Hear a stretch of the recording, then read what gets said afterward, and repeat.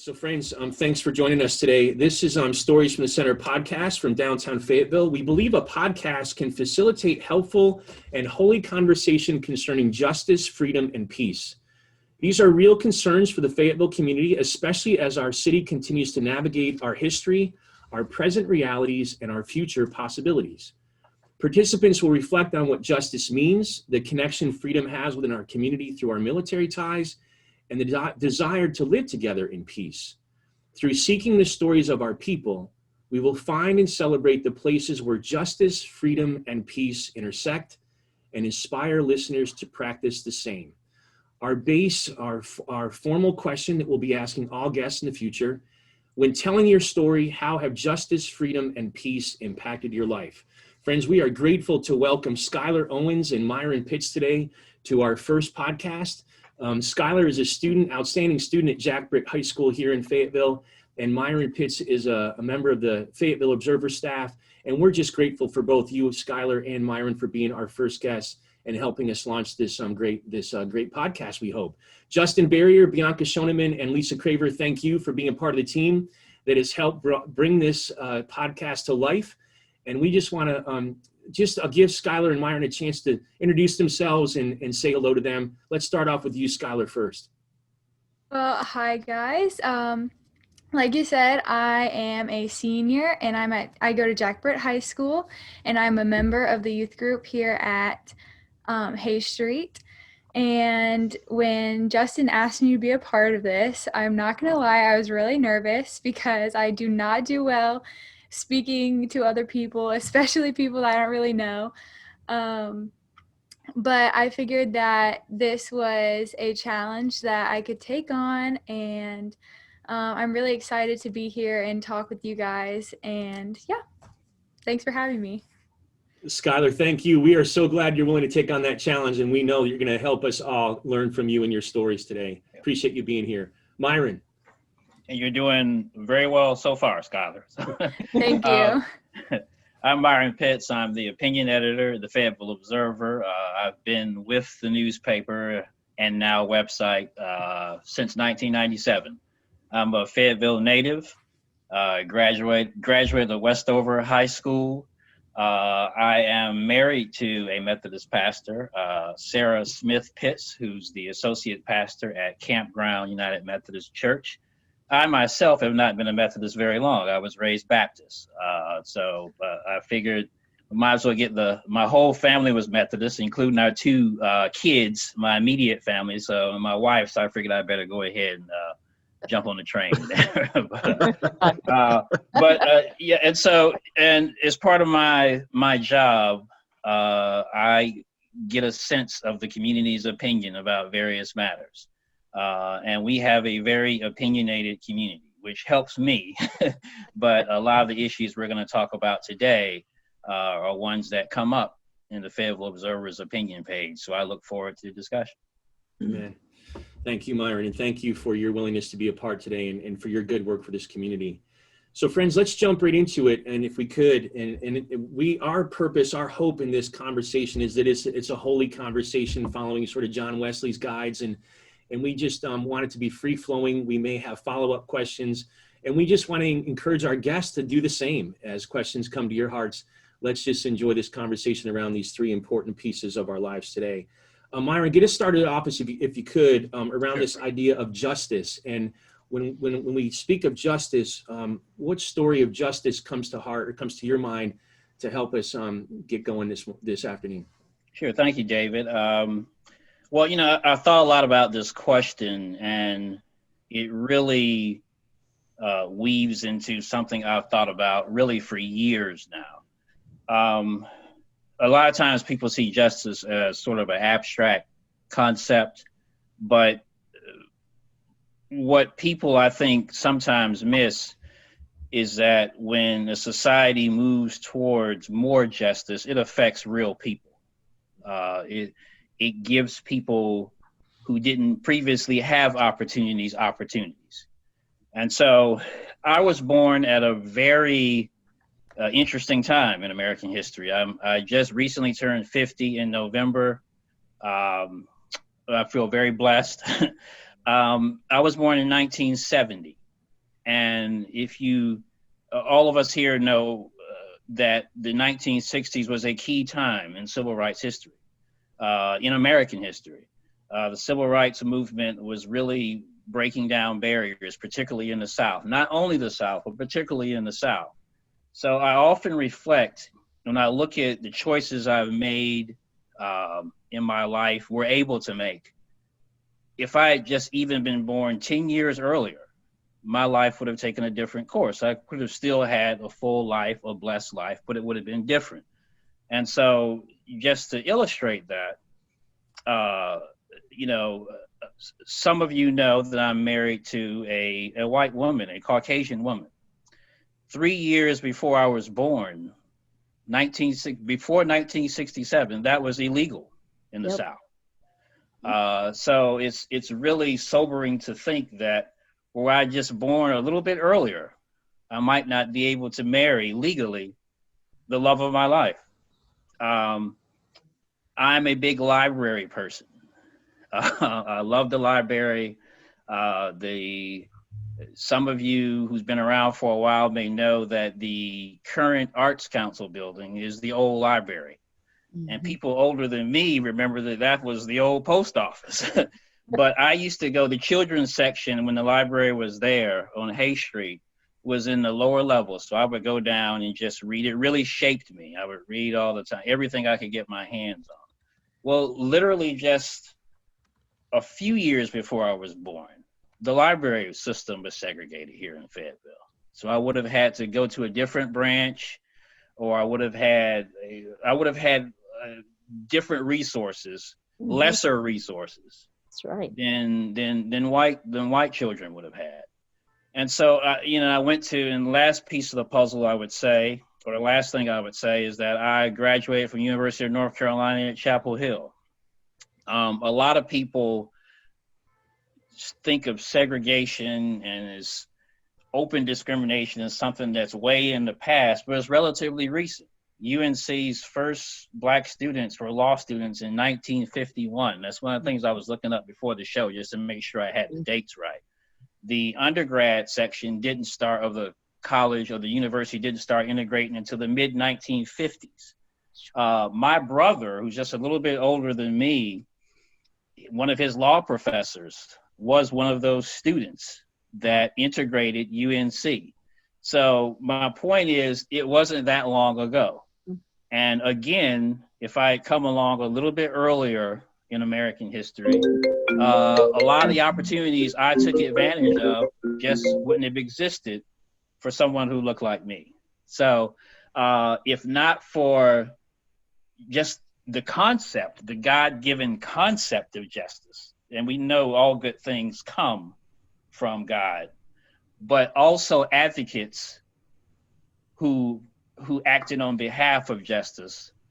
Again, I still could have had a completely full life, but I would not have had the opportunities that I have since taken. I've since taken for granted and taken advantage. I hope I haven't taken them for granted, but I think you know what I mean. So justice has been very important to me personally. I can definitely say. Myron, I just appreciate that reflection of thinking about what a decade difference would have made if you had been born 10 years earlier. That's really powerful. And one of the follow-up for me, Myron, when you talked about the library really shaped me, I think that's such a great reminder for all of us about the impacts of reading. We always, the commercials about got milk, so got books. I mean, there's many of us in our communities that believe in reading in the books, and certainly the ways that our Cumberland County library system is so good about having branches throughout the city. I think that's a great reminder for our listeners about the importance of reading and how you just so eloquently said that shaped you, that formed you, that helped you as you grew up into that. So I thank you for that shout out for all the folks that work at the libraries and just the ways that those can impact us and help form your response to what justice is and how that's a good thing. That's a right thing when it comes to those kind of community resources available to us. Myron, I really appreciate that. Friends, any other thoughts for Myron or follow-up questions for Myron on his Justin, please. Yeah, so one of the things that just listening to you talk, I can tell that this is something very near and dear to your heart. Um, and growing up for me, I'm 33. Um, by the time I was in high school, we didn't really consider, and granted, I went to South Johnston High School, so over in Johnston County. Sure. I was homeschooled until high school. So for me, we just hung out with everyone. It didn't even dawn on me. And maybe it's because I was a sheltered homeschool kid that didn't grow up, you know, actually integrating with everyone. But it didn't dawn on me until high school that there were pockets of people that were hanging out with other people. There were no cliques for me growing up until freshman year. Is it something that you're worried about, that maybe younger people are forgetting what life was like beforehand, and that cycle may repeat going forward? Justin, that's a great question, because that is something I think about. And I feel like when it comes to the younger generation, I really have a lot of hope.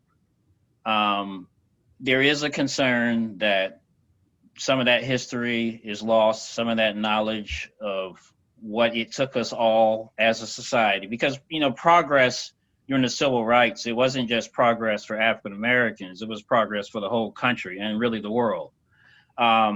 So I do fret a little bit that will be lost. On the other hand, when I look at the generation after ours, the generations, I am pleased that it's almost effortless in some respects, their interaction with people who are different than them. And I don't really think it's all just naivete. I think it's a real sense of race matters less to that generation. And that's where we want to be. We want to remember that history. We want to respect it and understand where we're coming from. But it really should be effortless, because when I say effortless, I don't mean the tough conversations we have to have. I mean the interaction with other people, because race is really, it's just literally a construct. I mean, there's very tiny little DNA differences that separate people. So if you ever we've all seen children of different races interact, like little kids. It's clearly not anything they even think about. Right. So the fact that we're thinking about it is something that we as adults have created. So, and if we have created it, we can help deconstruct it. I would say I'm much more hopeful, and I think we're moving in the right direction in terms of seeing young people and how they deal with these issues. But we don't want to lose that past knowledge. Great question. Thank you for asking me that.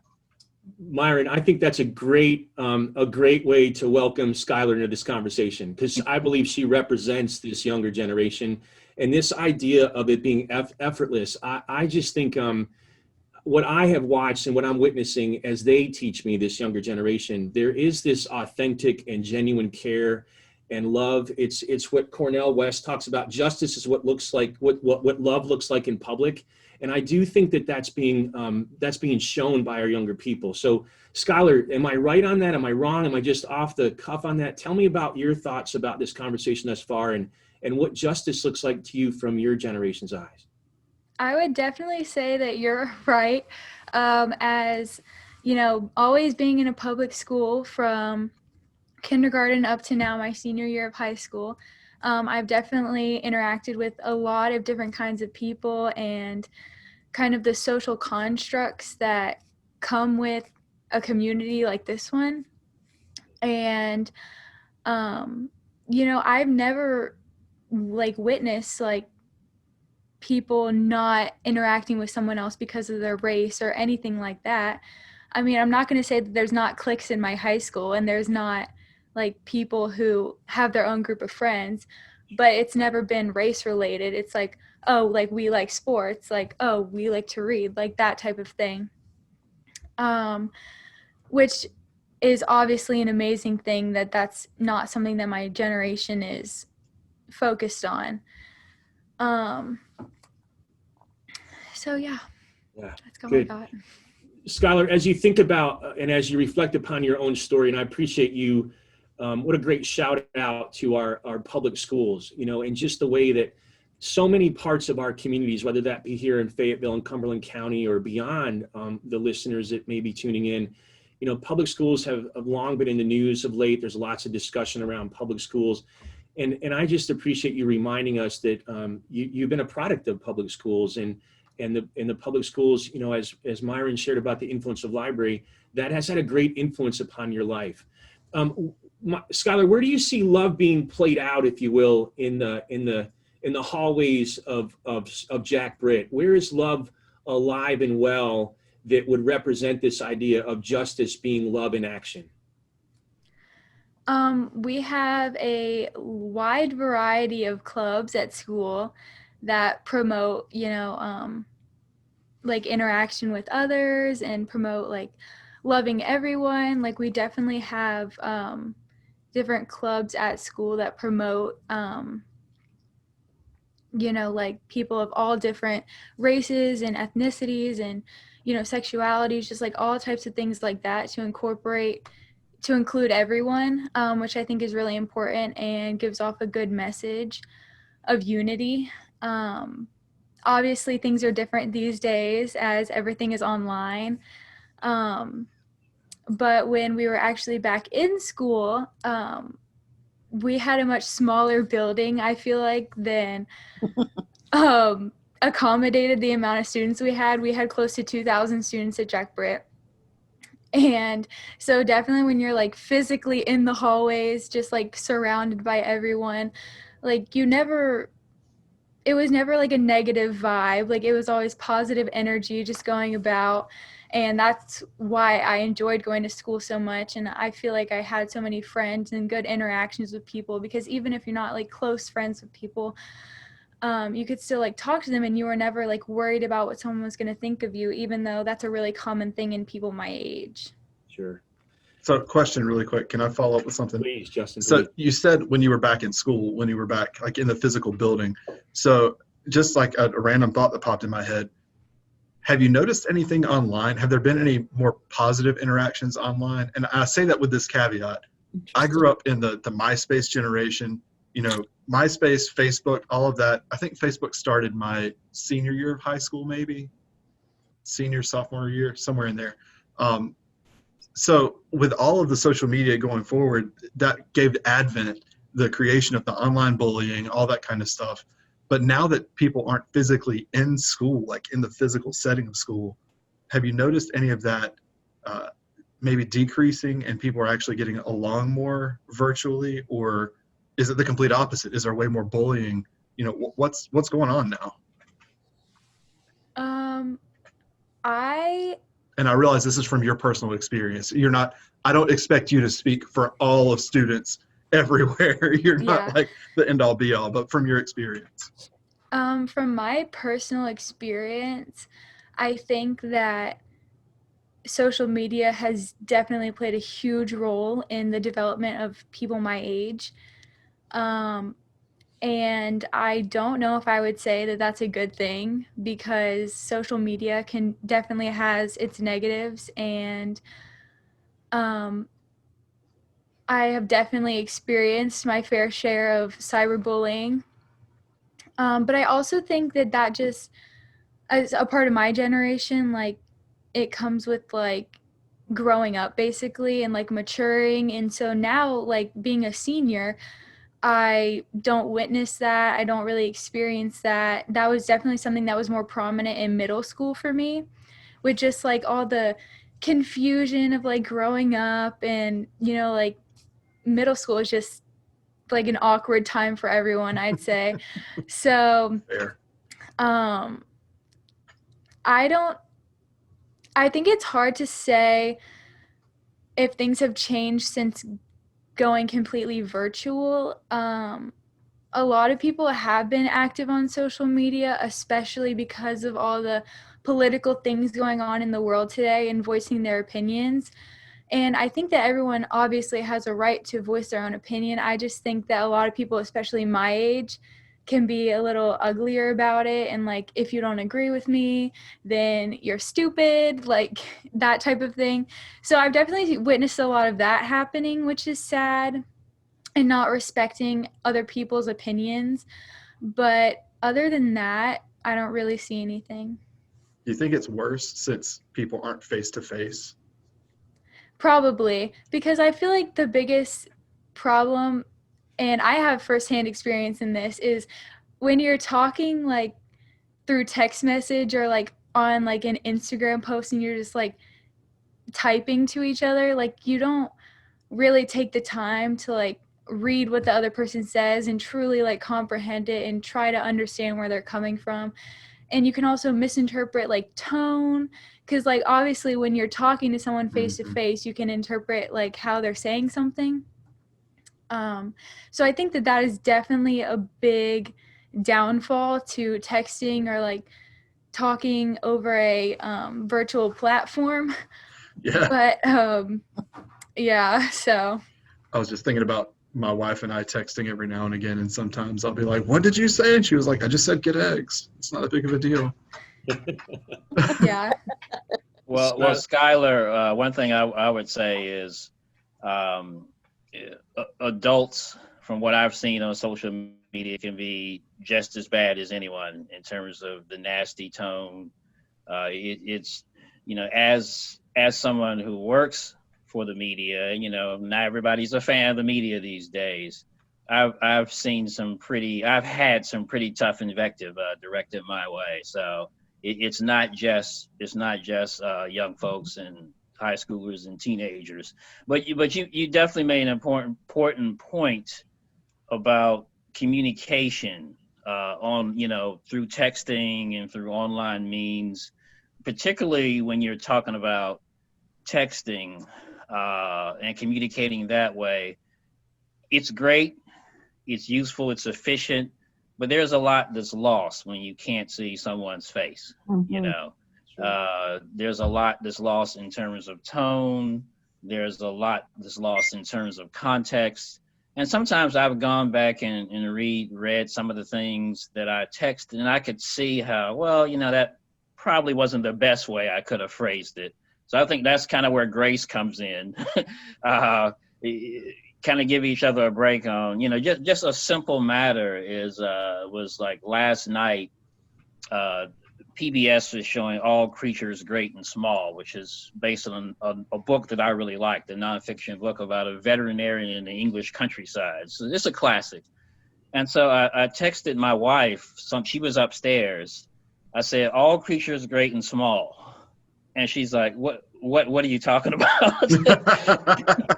and she had just been down in the living room when it was playing. So I assumed she knew that I was watching. This is the program I was watching. And then I texted back, it's on TV. And then she texted back, so do you want me to come down and watch it with you? But and that was, a sort of, lighthearted sort of interaction. But if you abstract that to a serious conversation, whether it be about politics, which is, the main conversation of the moment, or social justice or Black Lives Matter, and then you throw in that you can't really see someone face to face, I think it can, if you're not careful, lead to some misunderstandings, and it often does. Sure. Friends, this is just a unique way for us to engage in these conversations together, and I just thank you so much as we take a moment just to catch our breath. I want to go back to something that Skyler helped me have an image of, and I'm a little familiar with Jack Britt High School and this sort of makeup of that building. And Skyler, you talked about when you're in the midst of those hallways, and I envisioned, I guess I just saw this sea of humanity, sort of passing through the hallways at the bell and in between classes. And then you also spoke about the differences of opinion, which I think is such a profound part of our communities, of our culture, of our nation right now. And I want to try to help us pivot you all to this topic of freedom.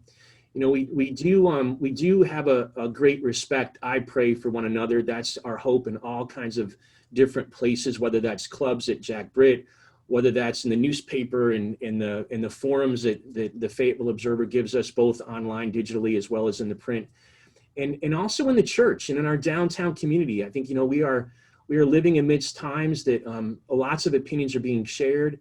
And with that idea of opinions being shared, and I thank you again, Skyler, for helping to just spark something in my heart this afternoon. I'd like to talk a little bit more about what freedom means to you. And this is a city that is connected to freedom. Myron, you might be able to help us, give us some history on it. We were an all-American city at one time. We were recognized as that. And then certainly with our military connection with the good people at Fort Bragg. Let's talk about freedom and how does this idea of freedom connect to the differences of opinions that we might have? And then I'd like to also maybe talk about freedom and responsibility that comes with those freedoms. So let me just throw that out there for our guests, Myron and Skyler. Jump on wherever that leads us to in sort of this next conversation around freedom. Well, what I was going to say is that you mentioned that, we're all American city. We won that award 3 times actually in the city of Fayetteville. It's kind of defined as patriotism, but it's also defined as taking some of that responsibility, because as we know, just the community we live in, a number of people, either active duty or veterans, they helped secure this freedom. I do believe freedom comes from above. I think every person born has a right to be free, but as a practical matter, in a let's call it what it is, a violent world, armies are required by some nations to defend that freedom. Either you have the army yourself, or you're under protectorate of another country that has the army. I mean, that's, this is earth, not heaven. Right. But that said, I would even jump even faster, David, to the responsibility aspect of freedom. I think one thing that's great about Americans is that we do have free speech, and it is more free than even the vast majority of the West. There are things because of World War II and some things that were done there by the Germans and the Nazis, that in some countries you can't even mention some things. And I'm not saying that, I'm not judging that they're right or they're wrong, but or we're wrong or they're right. But what I'm saying is that we can pretty much say anything here, and I'm comfortable with that. I'm a journalist, so of course I'm a little biased towards the First Amendment, but I'm of the school that when we speak an idea, the best way to challenge that idea is to have someone speak the opposite, rather than try to silence that idea. Looking at the national issue, we had an issue where the president of the United States was deplatformed, taken off of Twitter. I don't want to get into all the nitty gritty of that, but that's a decision I'm not 100% comfortable with. I would have liked to have seen more moderation as opposed to booting the president off of Twitter. On the other hand, I recognize the sensitivity of the moment where we had an insurrection at the Capitol. So it's really there's a lot of churn that's happening right now in terms of free speech issues. And the reason I brought that specific thing up, because I was on Twitter, and I really enjoy Twitter. And one of the president's biggest critics, the guy that I follow all the time, he's just a guy from the left who just can't stand the president and anything he does. But he says, I don't know whether it's worse when he was on Twitter and you knew what he was doing, or whether he's not on Twitter and you don't know what he's doing. So, and that kind of gets to why free speech is so important. Sure. But with that comes responsibility. And that's what I would like to see Americans of all stripes exercise a little bit more of, particularly those of us who are followers of Christ. Yes, we can say anything, but is it good to say anything that comes through your head? You know, a lot of times I've found that, I get some pretty tough emails here at the Observer. I've found that sometimes if I just kind of give it a day before I respond, my response will be better. Twitter, that concept to the nth degree. I think there are people who tweet things 1 minute after they have a reaction versus 1 hour or 2 hours, they would tweet something completely different. And that's where I think that responsibility piece comes in. And there is great responsibility that comes with great freedom. And when you look at the rest of the world, we are about one of the most free nations that you're going to have. So that means we should be doubly one of the most responsible nations with that freedom. Sure. And that's what I'd like to see more of. Sure. Well said, Myron. I think that, we've oftentimes heard somebody tell us, hey, count to 10 before you respond. I often like to try to remind folks, hey, pray the Lord's Prayer before you respond. Mm-hmm. There's some powerful words in that Lord's Prayer that can help us be more responsible in how we might respond to those kind of things that might not always sit well with us. Sure. Skyler, I want to be faithful about your time. You have a busy life and want to be faithful to your time this afternoon. Tell us about any thoughts about freedom as a young person and helping us to see what a story of freedom might look like from your perspective in your heart and mind today. Well, I have been blessed to have been born in a time where freedom is so abundant, because obviously that's not the way that it always has been. And growing up in school and learning about those types of things can definitely be challenging to hear and learn about, but it's also so extremely important to know those things so that we don't fall back to how things were before. And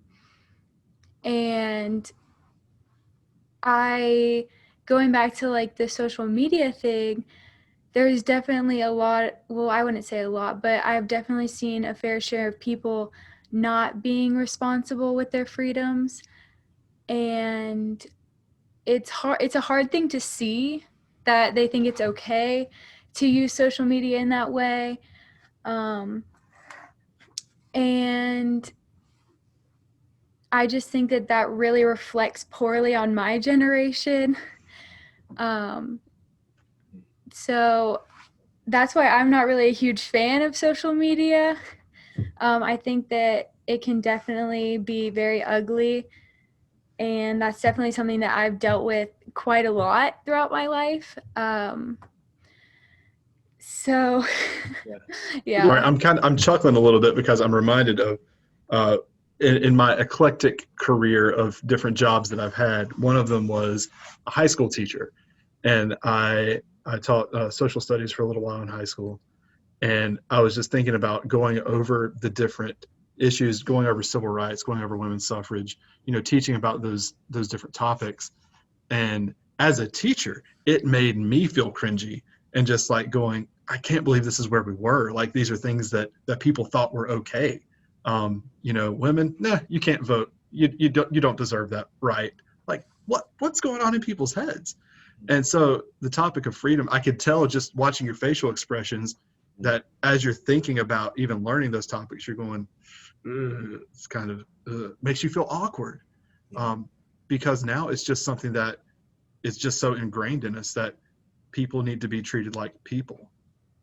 And it's something that I think Myron hit the nail on the head when he said, something that we kind of take for granted, and we're not being responsible with it the way that we should be. With those freedoms, we need to be responsible and we need to act responsibly. But it's so easy to forget when it's your day to day. And Skyler, in defense of your generation, if we older folks had social media when we were your age, we have a lot of hard to defend content out there as well. I can speak for myself.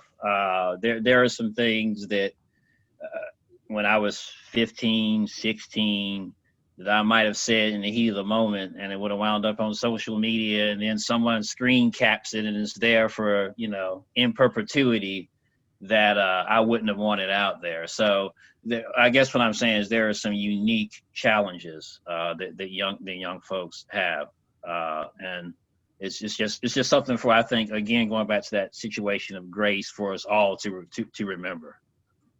Right. Tyler, you made a great point about just I sense that sort of the limitations of social media, and to that, and I hope that you feel supported by this group of older adults around you today, that we believe in your generation. We have hope, and that's been expressed today as well.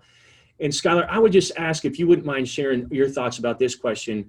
Where do you draw the line? Where does it become a recognition of the value of social media? But then you said about that you don't always believe in that, like you're not always caught up in that.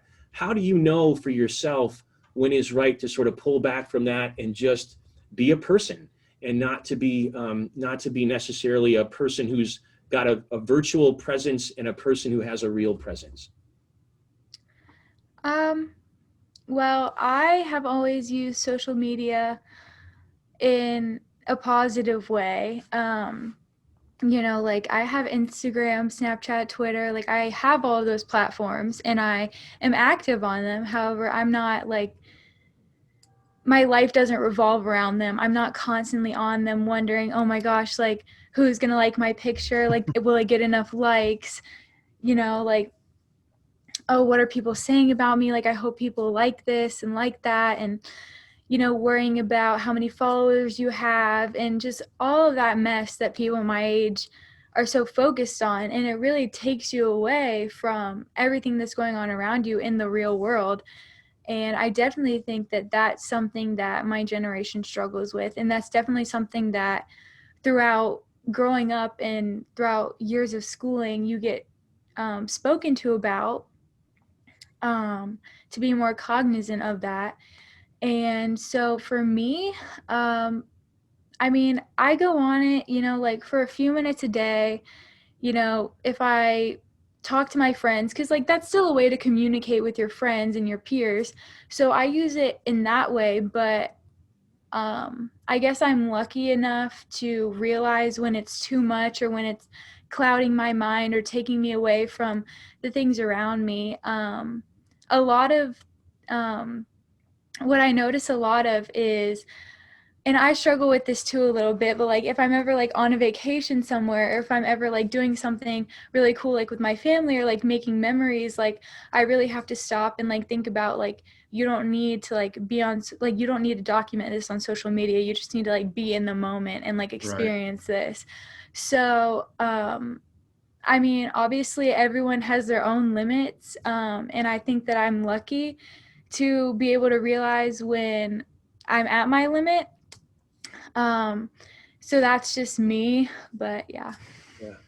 I love that idea of being in the moment, Skyler. A great reminder for all of us. I don't think that that's necessarily just your generation, but I think for all of us is how do we really, fully embrace that moment and not be worried about whether we're documenting that or not. Let's document that in the memory bank, making those memories, as you said, Skyler. Friends, let me do this if I can to try to be faithful to Skyler's time so she can get off to that next appointment and that next commitment to her life so that she can be in that moment. Let's talk about peace. And Skyler, I'd love to maybe start with you this time.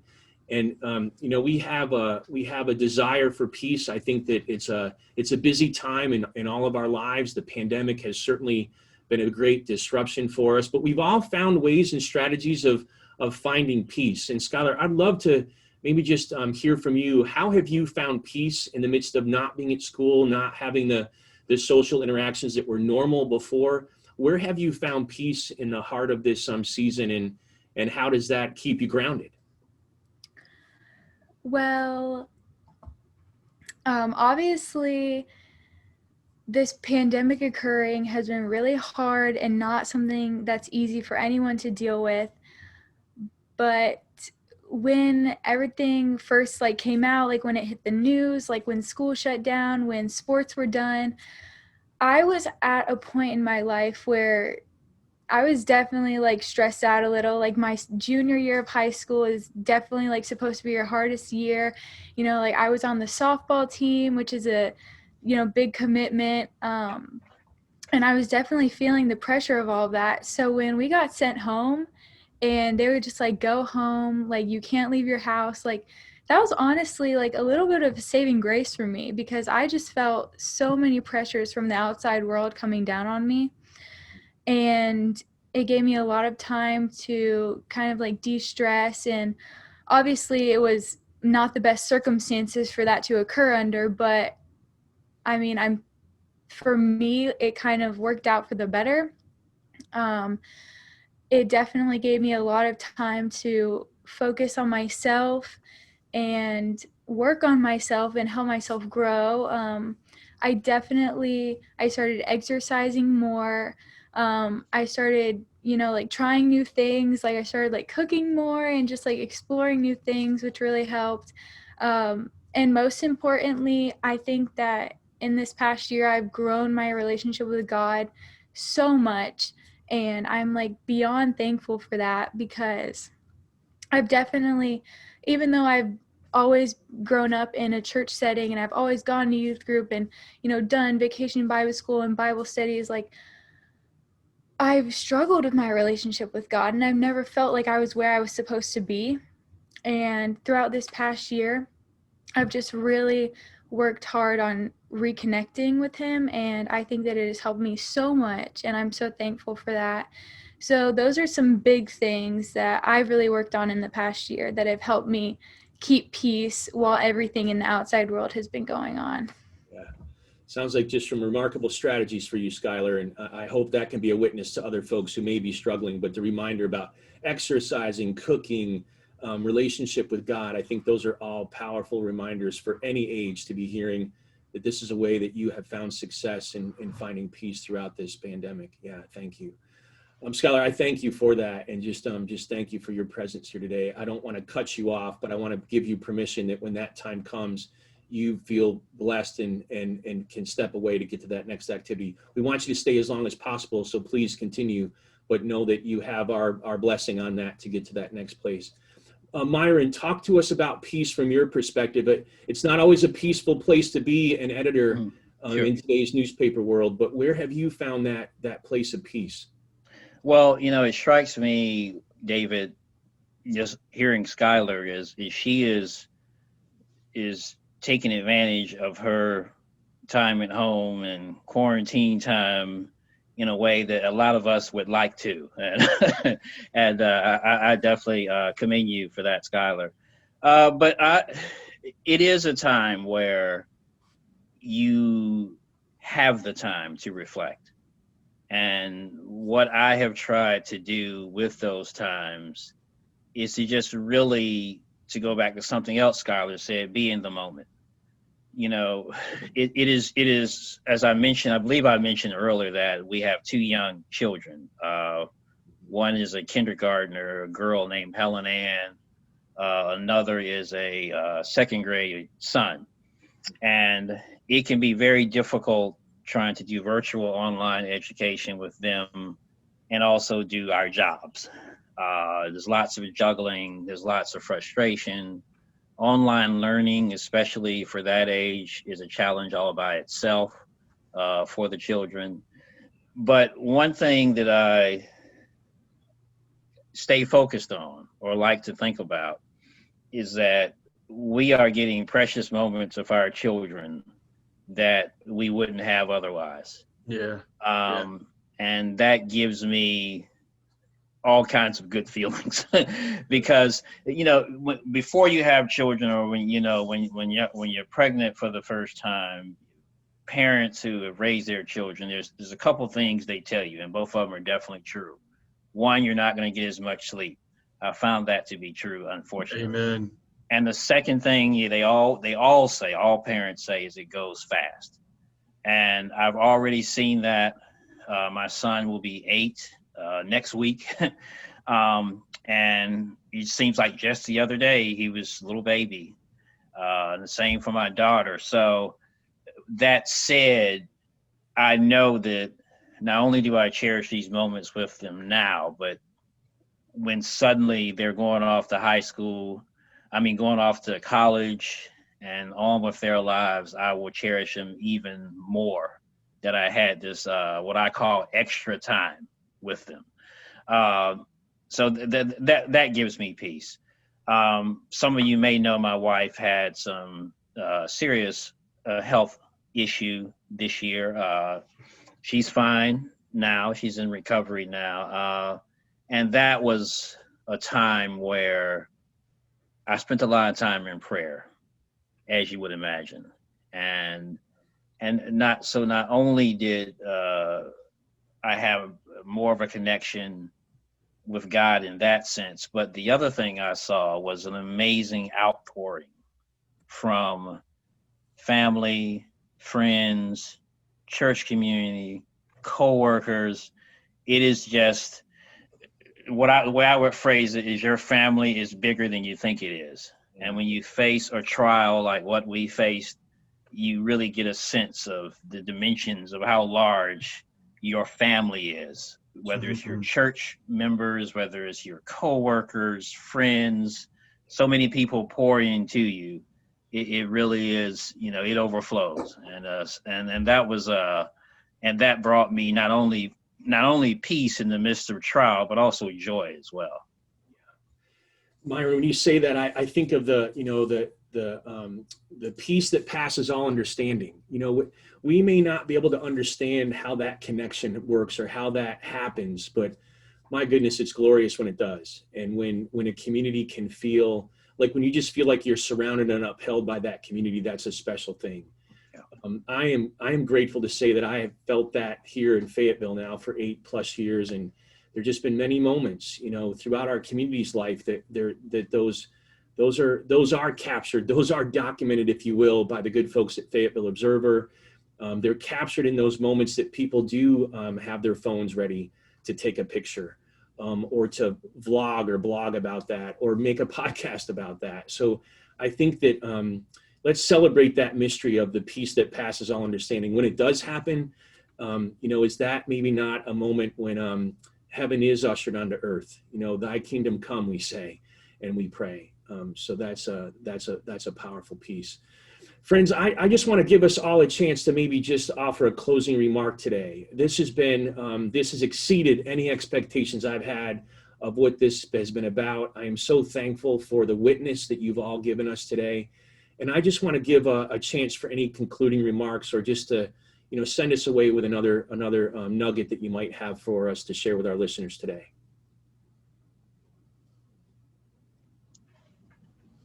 Well, I don't mind starting. The only thing I would say is go back to the piece about grace.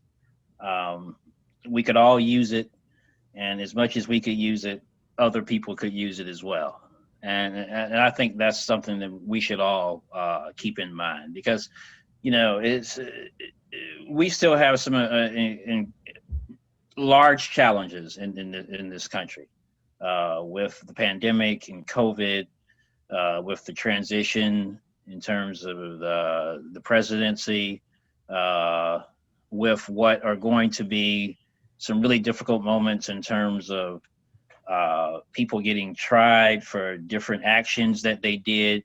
It's going to be a real tense time, and a real time of all of us trying to stay safe for some time into the future.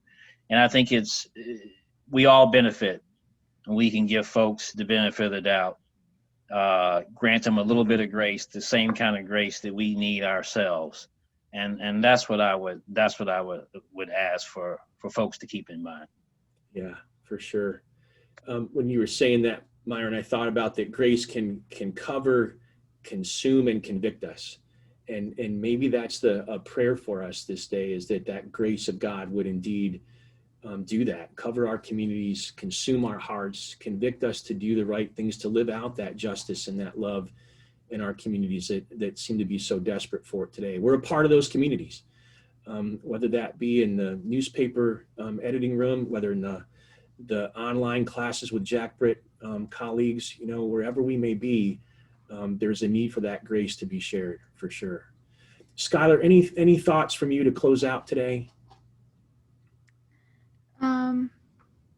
This whole conversation has just been really good for me. Like I said at the beginning, I was really like nervous coming into it. I didn't really know what to expect, but it's definitely been really good for me to hear everything that everyone has had to say.